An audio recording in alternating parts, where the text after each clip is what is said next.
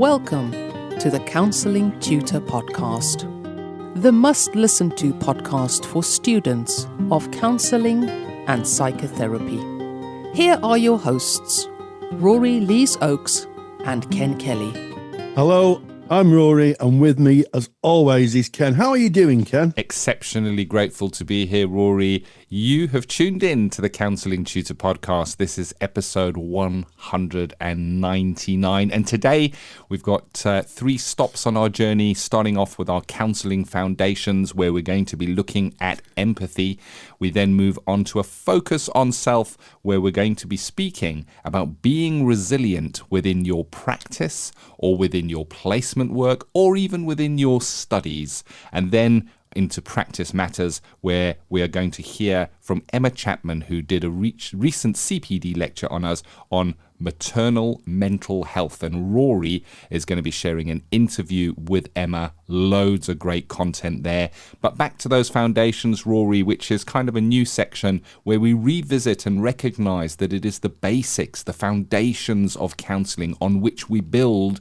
And today, speaking about empathy, I think that really is going to the foundation. It's interesting. Empathy is something you would learn as a brand new student coming in, studying counselling. You'd be told about empathy. Yet empathy is something you will be using within your sessions right up until the last session you ever have. Absolutely, Ken. And I think one of the things you talked about, students coming into practice, maybe they're starting for the first time.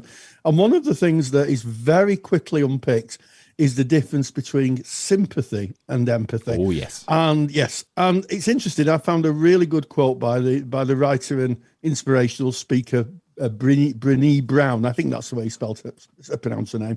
And she says, sympathy is feeling for someone, well, empathy is feeling with them. No better description, is it, of both of those activities? Yeah, and I like how you've brought that in. You know, we speak about autonomy when we speak about counselling. We speak about the client being in control of this journey that they reach out to go on in the first place because maybe they're feeling some weight or they're going through something in their life. And, you know, the client is there to feel their own feelings. We're not there to feel those feelings for them. We feel with them. We accompany them on that journey. It is disempowering to feel something for a client. They can feel it themselves. And that's what counselling is about. And, you know, when I think of sympathy versus counselling, I think of sympathy is feeling sorry for someone. Feeling sorry. Oh, that must be awful. I can feel that. I can feel people's hackles rising now. I know. We get the letters. The letters are going to come pouring in now. Yeah. But we're using this to kind of to illustrate what we're talking about here.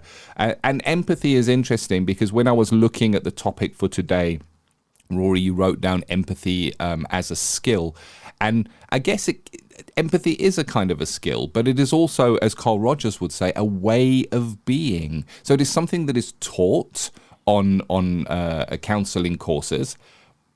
But it's interesting, is it? Can you really teach empathy, or is it something that is just innate within one? I've always said, and I stick by this, that empathy is not really a skill. It's useful. Its use is skillful, I have to say. Because it fits in with the kind of skill set a therapist has, but it's not a skill. It's not something that's taught. People either have empathy, or in some cases, people don't. Some people are born without the capacity to empathise with others, but it can be enhanced. I think that through training, it's enhanced, and I also think that it's rather like a bit like operating a volume control on the radio, in that you could turn it up and down depending on what your client needs. So sometimes, you know, you could be incredibly empathic with somebody when they're really, really in difficulty, but sometimes it's not overdoing it. I think it's always meeting the client where they are. And I think the one person who really understood what empathy was Carl Rogers. And he said, when empathy is extended, it satisfies our needs and wishes for intimacy. It rescues us from our feelings of aloneness. And from the client's perspective, that's exactly what it is. And it speaks strongly to the idea that as therapists, we don't listen to our clients, we hear them. It's a very subtle difference. Oh, I like that. I like that. And I think when you're speaking about subtle differences as well, being empathic is different to empathy. Empathy is a result of being empathic. And it's so interesting with the example that you used there of a client feeling heard. And if we just go back to that first place where we started speaking about sympathy, if a client was to kind of share a real difficult time that they were going through, and a sympathy response would be, well, it's not that bad. You can probably get through this. That would be sympathy, trying to rescue them from the difficulty they're in because you feel sorry for them and you don't want them to be there going through that difficulty. Whereas an empathic response, empathy, would be to say, you know what, I see that difficult time you're going through. That must be really tough with you. I can hear as you're telling me how you're struggling with that you're going through right now. There's no rescuing in that. It is empathic. It is standing next to them saying, I see this with you. I'm not trying to fix it. I'm saying, yes, I recognize it. And in that client gets heard. And when they get heard, that's where the magic is. Like you've just used in the quote there, I no longer feel alone. And empathy is something that takes a relationship in order to develop. We go in and maybe in that first session with a new client, someone we haven't seen before, that it will be difficult to have an empathic relationship in the beginnings because trust needs to form for the person to release the guards, to accept the empathy. So we can go into that session and we can be empathic. In other words, we are radiating an empathic way of being. But the truth of empathy is a circle. It is only when the client perceives that we are being empathic towards them. They perceive that as empathy and go, yes, I'm being heard. It breaks through that barrier. They lower that barrier. They trust what is coming towards them. And when they perceive that we are with them, that we are feeling that with them, then the empathy is created. Oh, obviously, beautiful words, Ken. Beautiful, beautiful, beautiful words. It's so true. And the thing is that empathy takes commitment. To offer empathy takes commitment. Sympathy can be kind of used in a situation and you can just walk away from it. Oh, that must have hurt. Oh dear. That kind of sympathy. Empathy means that you're really investing yourself in the person sat in front of you. You're really sitting, you're listening intently. You're trying to get into that person's shoes, literally into their skin. You won't be able to do it completely, but it takes commitment. It takes energy. And I think that's something that, I certainly taught when I was a lecturer to say, it's an investment. You have to invest yourself in the client. And I think sometimes that idea isn't kind of amplified enough, I don't think, in sometimes in training, or certainly in some of the conversations I've heard. It's about investment, and it means that you're giving yourself selflessly. It's not about your frame of reference, it's about somebody else's, and you're trying as hard as you can to see the world as they see it. It takes a lot of commitment, and that is why I guess empathy as a skill is training people to develop that form of commitment and that kind of investment in who they're listening to. Yeah. Now, it goes back to that debate, doesn't it, of can empathy really be taught? And you spoke about neurological conditions where people will report to not having empathy or understanding that. So we can look to that side of things. But when we look to empathy, we are, I guess, as a biological species, we are wired to be empathic. And I guess that is because our survival is based on us being able to socially integrate with one another, work collaboratively, and for that an element of empathy needs to exist. So that's from an evolutionary point of view.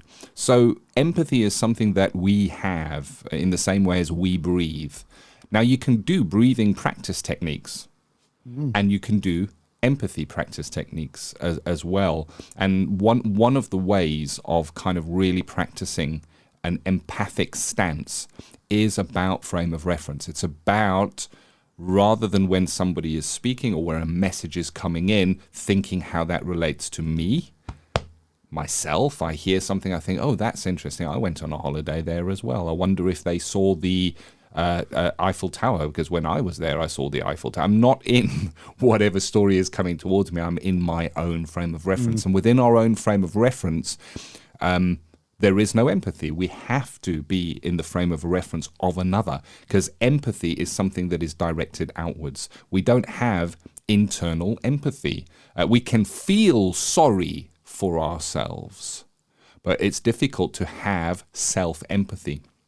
So one way, I guess, of practicing, if we can call it a skill, because there are practices you can do that will maybe hone it or sharpen that, would be to think about frame of reference. Think about what is coming up for me when a certain person says a certain thing, and can I separate that and be with what they are bringing, I guess. And a great place to practice this, if you are a student of counselling, is in your practice discussion or your PD group, your personal discussion group, or in your process group, whatever you call that, where you may spend an hour in a circle or in a situation listening to peers and their journey and what they're going through and what they're bringing. And that is a great place to listen empathically, to practice that empathic listening, and from a feeling point of view, really connect with what the speaker is bringing up.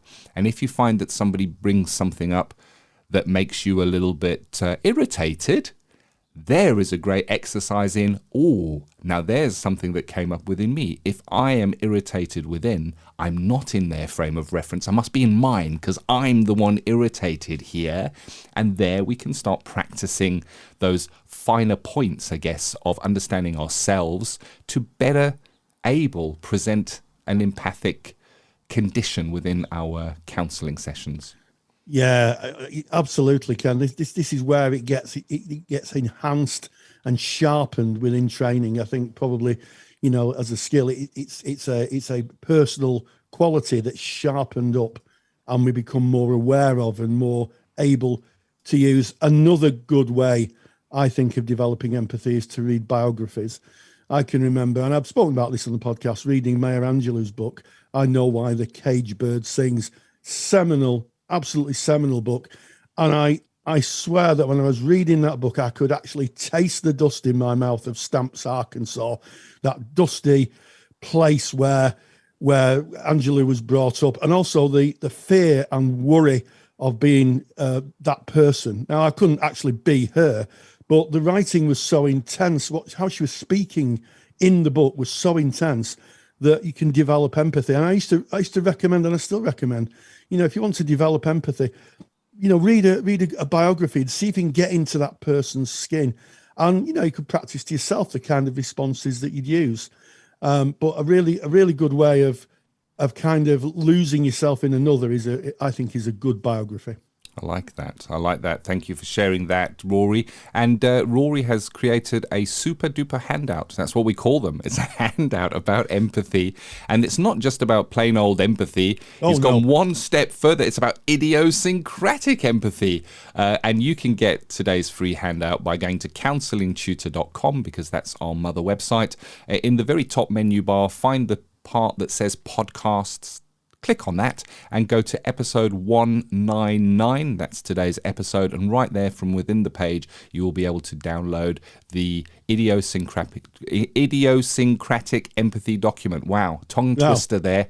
Got to be careful how you say idiosyncratic empathy. And it's a really great handheld document. You can print that out. It's great for referencing if you're doing assignments or anything like that, or even if you just want to kind of revisit those basics. Well, that's what we're saying here. The Counselling Foundations. That is empathy. And of course, idiosyncratic empathy just refers to empathy and how that might be different from one client to another. I might meet with you, Rory, and I will have one kind of empathy when my daughter tells me something. that empathy may be very, very different in how it presents, and that is the idiosyncrasy of empathy.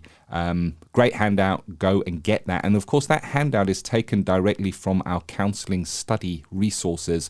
The counselling study resources is a library. It's a absolutely humongous, a mammoth library full with lectures, handouts, and resources, some assignment exemplars as well. And that library is there to help students on their study journey. And you can get more information about the counselling study resource at counsellingtutor.com. So as we kind of move on from our counselling foundations onto that focus on self, Rory, recognizing that we as the practitioner form the heart of our practice, whether we be a student in placement. It is you there, your practice from the moment you have your first second with a client. It is your practice. No matter what your modality is, it is still you that is at the heart of your practice. And today, when we focus on self, we're asking that question about resilience. And what do you do to be resilient in your practice? But I guess to paint the picture, what are we saying when we say resilient, Rory? Well, I think the best way to describe it would be a direct quote from the BACP ethical framework under personal and moral qualities. And it says resilience is the capacity to work with a client's concern without being personally diminished. I think that's probably the best quote on counselling resilience as I've come across. And it's the idea that we can work with that very, very difficult material that sometimes clients bring. Sometimes, if I'm speaking to people and they say, what do you do? And I say, I'm a counsellor. And they say, listening to other people's problems is usually the kind of things that sometimes people say. And really, it's not. It's listening to some of the darkest, most difficult, most frightening aspects that a human being can experience. Yeah. And being there. And I often think of it, Ken, like being a lighthouse. You are a lighthouse. And you're surrounded by the sea, and that sea is the client's emotions. And sometimes they can whip up and crash, and we have to be that. We have to be that strong in the chair person who can withstand these waves of strong emotion and be consistent like a lighthouse is. And I think that can take a lot of work. And I think it takes a lot of supervision. And I can remember in my very early practice, I had a client who disclosed a very difficult part of her early childhood. I'll leave it there because we have we don't know who's listening, age group we're listening, but very, very difficult and very harrowing. And I can remember thinking, I can't do this. I can't do this. I was really, really struggling with it. And I went to my supervisor and I said, I'm not sure this is the job for me. And my supervisor at the time, who I have to say, I loved her dearly, and I've spoken about her a lot in the past on the podcast, was a bit like a regimental sergeant major. And she helped me understand that the problems that I was listening to weren't mine. Before checking that they weren't mine, she said, have you ever experienced anything like this in your life personally? I said, no. So she said, so this is something that resonates with you personally? I said, no. She said, these are the client's problems. And she guided me and helped me become more resilient. And I guess that what she taught me was adaptive resilience and the ability to be resilient on the spot, and also something called learned resilience, where we draw on our own strength. But we do need to be resilient in practice because we're not hearing other people's problems. We're hearing other people's lives and the pain and the sometimes the anguish of the other in front of us. Yeah, and there's maybe a way of looking at this, thinking, oh well, then to be resilient, I just have to be really strong. Ooh. You were speaking about the lighthouse, Rory, and when I'm thinking about a lighthouse, I'm thinking about how strongly it's built. Those waves can come. It's not going to move that lighthouse. But we are human. We are just human. So it's about training. And it's about putting the right things in around us. It's not a strength of character thing, resilience. No. It is something we strive towards, and and we put the right things in place in order to be resilient. And it starts with our last topic. So we started episode 199 today looking at those counselling foundations, and we were speaking about empathy. And you're sharing, Rory, how clients will they don't just bring a narrative, they bring the real thing. They've lived through this. And when we're speaking about empathy, we're there next to them. We're trying to look through their frame of reference and feel what it feels like to be them within their situation. However, there is a little caveat that goes with empathy.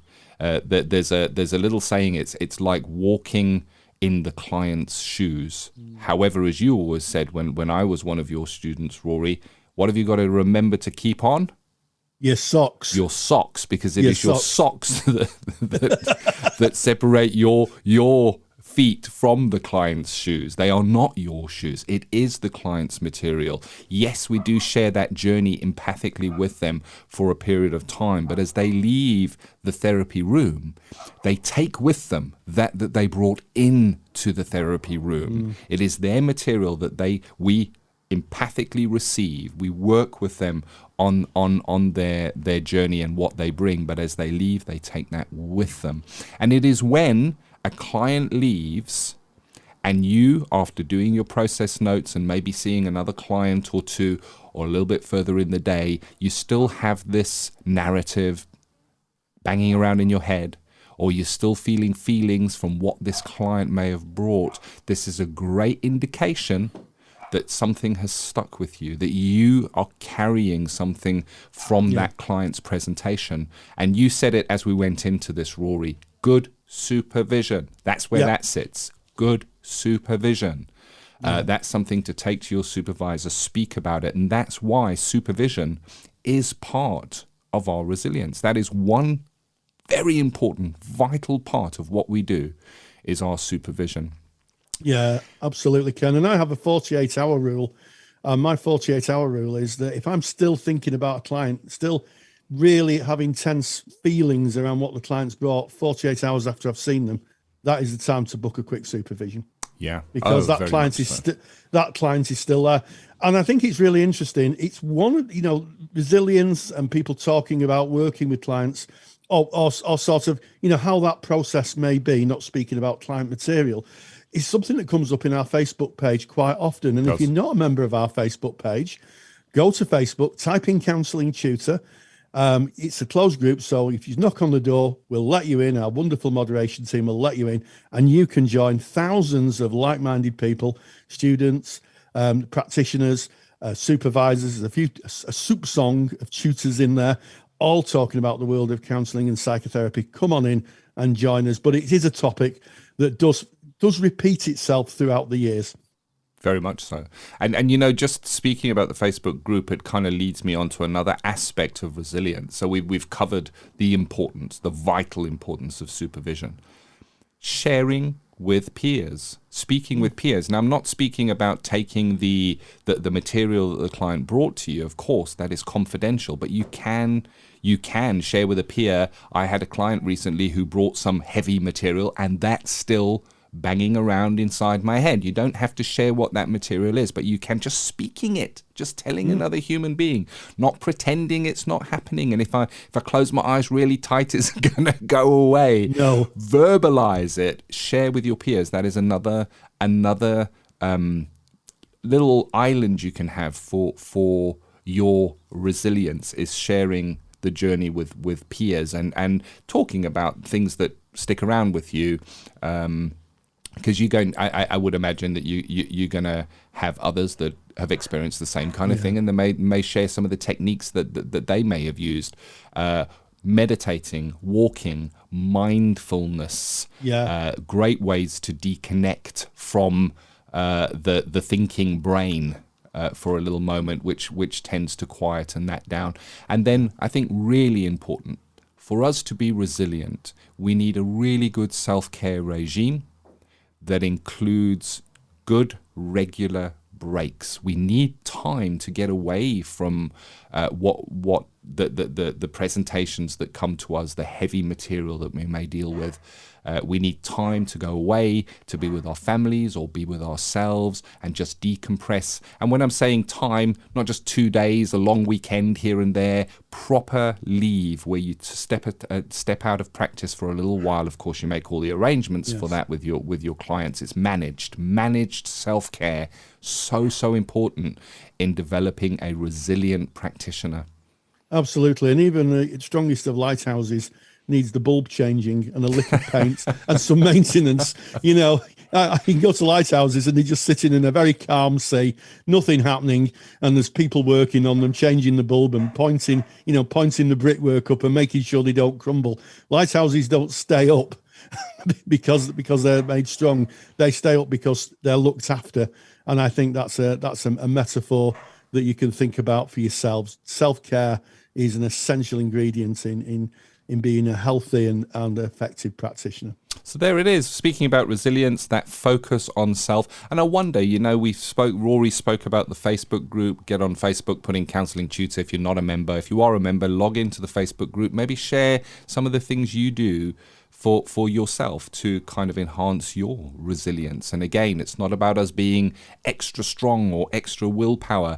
It's about what we put around us that helps us with our resilience. The peers that we share the journey with, our supervisor that we share the journey with, our self-care regime. Maybe share a little bit about how you work on your resilience. And then we kind of move now on to Practice Matters. Practice Matters, this is our final stop for episode 199 of the Counselling Tutor Podcast. And Practice Matters is where we look at something we may come across within our practice, within our day-to-day, from a client presentation or something that we may need to know to run our practices. And today, I think something really important and so likely to walk into your therapy room if it hasn't at some stage during your practice, and that is maternal mental health. And Rory, you met up with Emma Chapman, who recently did a lecture in our counsellor CPD library on maternal mental health. Absolutely, Ken. And not only a lecture, but she discussed her own master's degree research, and as part of that, she talked to women about the transition into motherhood and the reality of it. And it was really interesting, and I think it's going to be a great help to practitioners who are working with new mothers who may have some difficulty, and also to people who might be listening to this who are going to be new mothers. Practice Matters. And we welcome Emma Chapman, a good friend of Counselling Tutor, someone I personally like spending time with, fantastic practitioner and lecturer. And you've just recorded a fab lecture for the Counsellor Study Resource and the Counsellor CPD Library on maternal mental health. So Emma Chapman, welcome.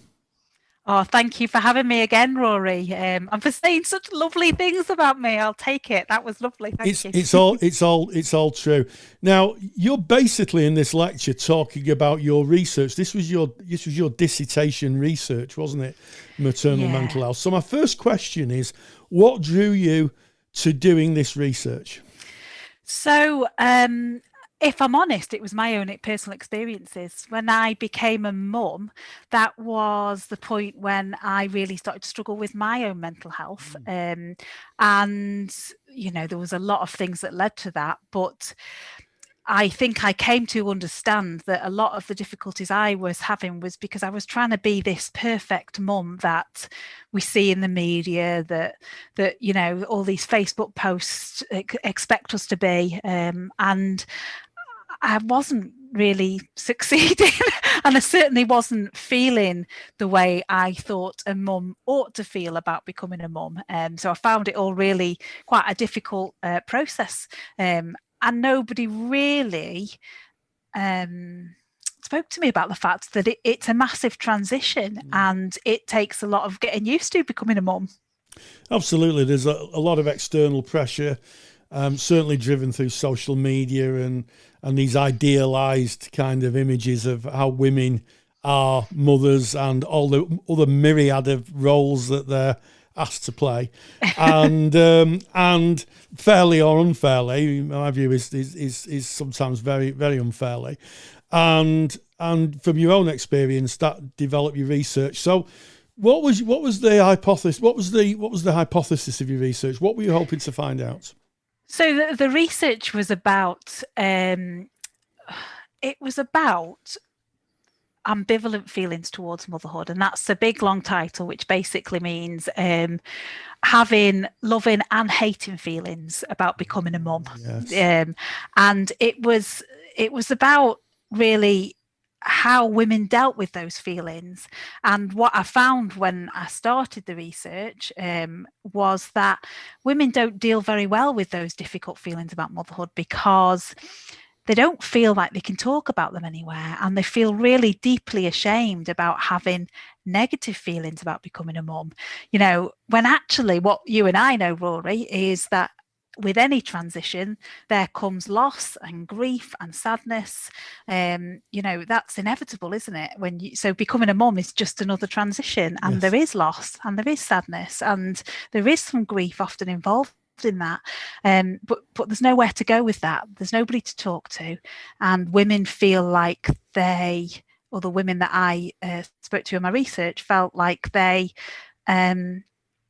couldn't bring this anywhere without being judged as being bad mums. Yeah, I mean, it's an interesting observation. I've always thought, and I've thought for a long time, there's this 1950s gloss that's applied on motherhood, this idyllic standing there with the baby in full makeup, fully in control of every aspect of your life, and then you just off you go as a woman. Yeah. Off you go, you get on with it.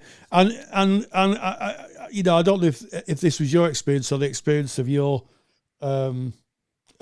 participants, but any kind of comment or observation on, you know, it's not like that, and I don't feel it's so great, is sometimes not well received, is it, by those around them?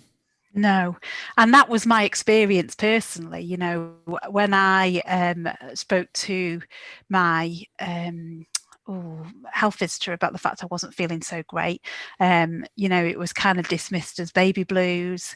And then there was talk about postnatal depression, and it actually, nobody just said this is a transition and it's going to take some time, and you know, and actually, no, you can't just arrange to go out to the pub with your friends, and no, you can't, you know, all this stuff. And I think women have sold this idea that we can have it all now, and that, you know, and I honestly really thought, and I think this was an experience that I heard often, that when a baby comes into the world, you know, it'll fit into your life and you'll be able to continue.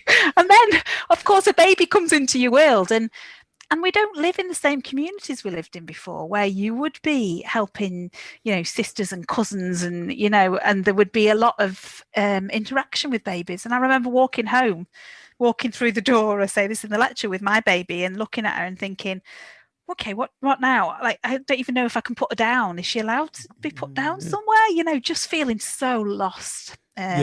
So yeah, really, really difficult kind of, really difficult moment where you feel like, I think you have an expectation that naturally all of these things will come to you and you'll just become a mum when this baby comes out. You're going to become this amazing mum. But of course, it doesn't.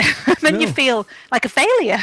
Yeah, yes, and you know, this idea that you have this built-in instruction book that activates as soon as you give birth, exactly. and you have all the answers, and you know, I obviously I'm a man. I hope it's obvious, but you know, I'm a man, so I can't comment directly on these things. It would be wrong for me. But I do have two experts that are very close to me, my wife and my daughter, both who have given birth, and they would echo much the same. They would echo exactly the same thing. There's this expectation that motherhood is some form of inbuilt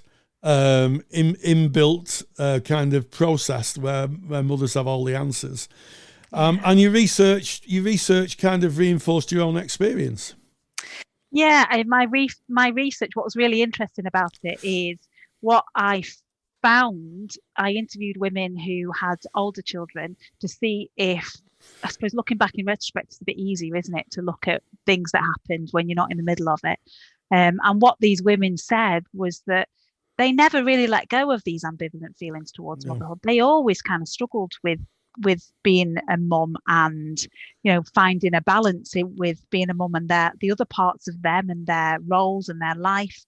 But what they did find was that they grew to accept these ambivalent feelings in time. Once the children were older, once they recognized their children were actually okay, once other women started talking about it, which only really happens often when the kids are older, they all of a sudden started to think, oh, it's okay that I had those difficult feelings, and they kind of forgave themselves for those difficult feelings. They didn't go away. That wasn't the solution. It was just more of an acceptance. And I suppose my argument is, if society can accept that more, those ambivalent feelings more, how much easier is it going to make women's lives?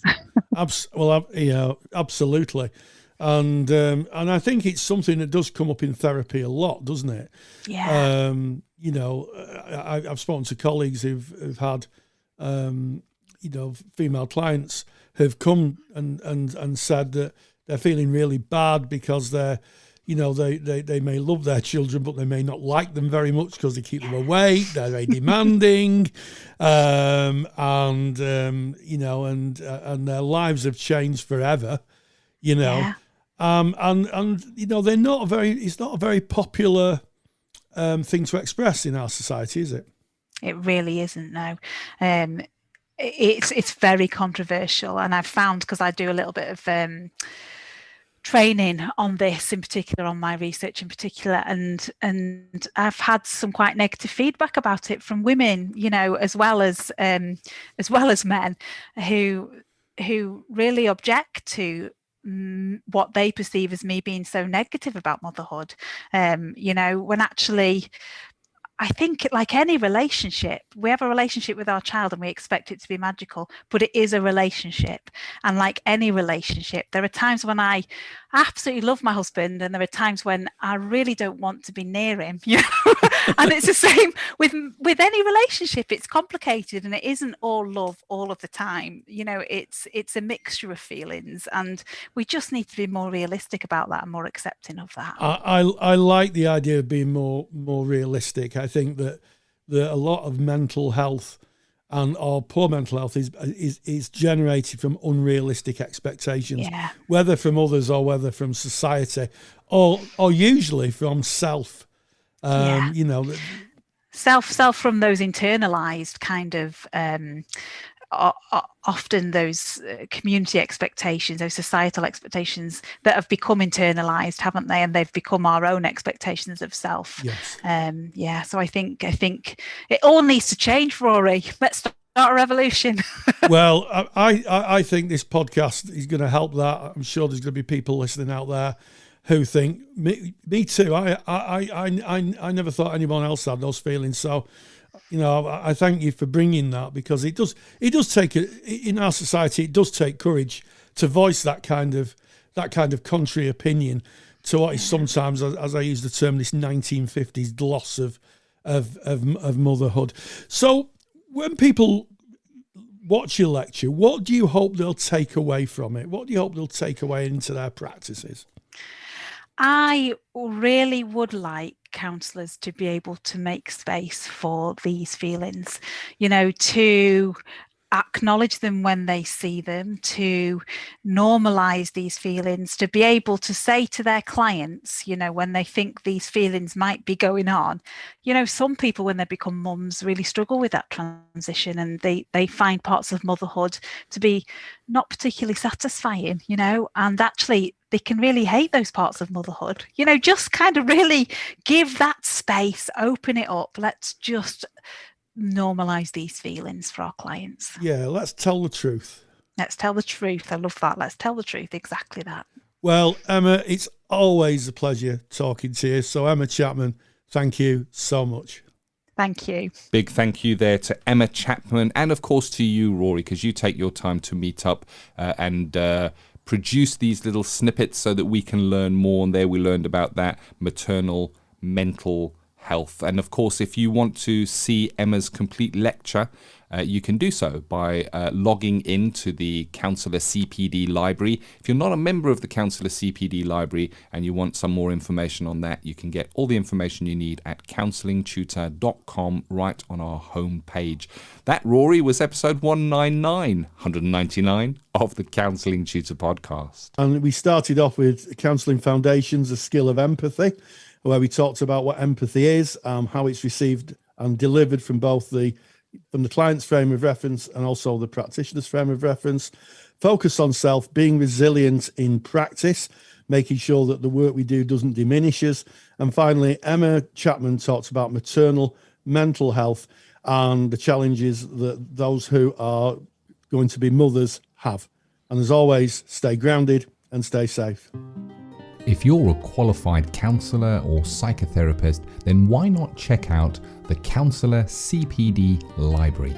Stay current with your CPD requirements with over 150 hours of academically rigorous, on-demand lectures you can stream to your device. Joining Counselor CPD will expand your skill set to create a more specialised, highly rewarding practice. For more information on the Counselor CPD Library, visit counsellingtutor.com. Thank you for listening to the Counselling Tutor Podcast. Find the show notes for this episode on our website at www.counsellingtutor.com.